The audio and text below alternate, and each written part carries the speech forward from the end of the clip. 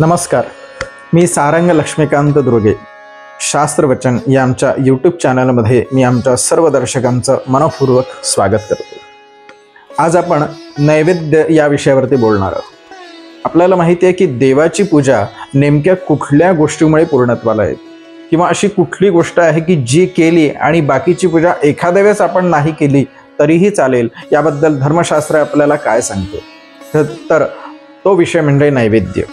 देवाची संपूर्ण पूजा केल्याच्या नंतर जर आपण नैवेद्य जर देवाला दिला नाही तर आपल्याला कुठल्याही फळाची प्राप्ती होत नाही.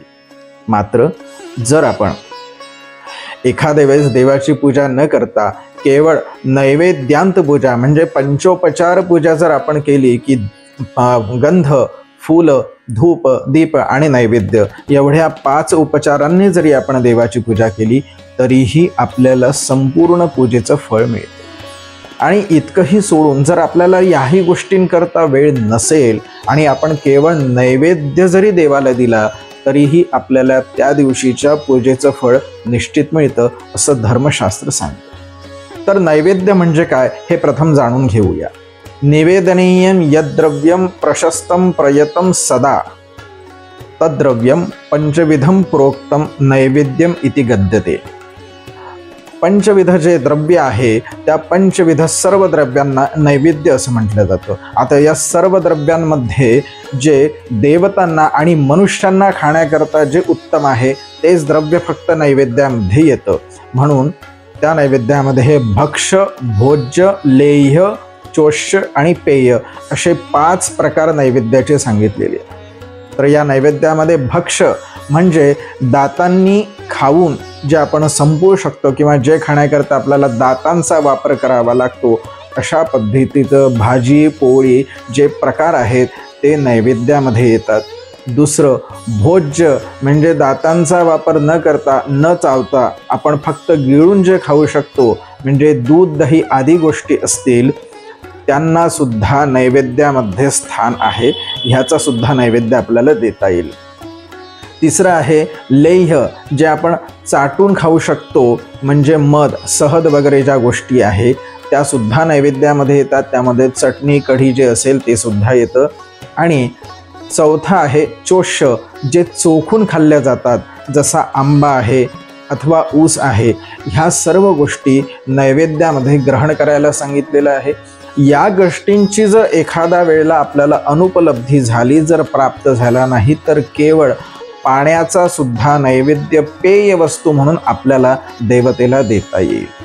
आता ह्या नैवेद्यामध्ये आपण ज्यावेळेस नैवेद्य देतो त्यावेळेस नैवेद्याच्या ताटाखाली आपल्याला मंडळ करायचं आहे.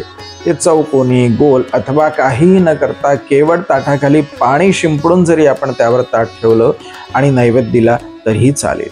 आता नैवेद्य देत असताना आपल्याला तो नैवेद्य शुद्ध करणं आवश्यक आहे. आणि तो नैवेद्य शुद्ध कशाने होईल तर तुळशीचं पान, त्या पानाने पाणी घेऊन जर आपण नैवेद्यावरती शिंपडलं आणि ते तुळशीपत्र जर नैवेद्यावर ठेवलं तर ते शुद्ध होतं, ते सात्विक होतं आणि तो नैवेद्य भगवंत स्वतः ग्रहण करतात.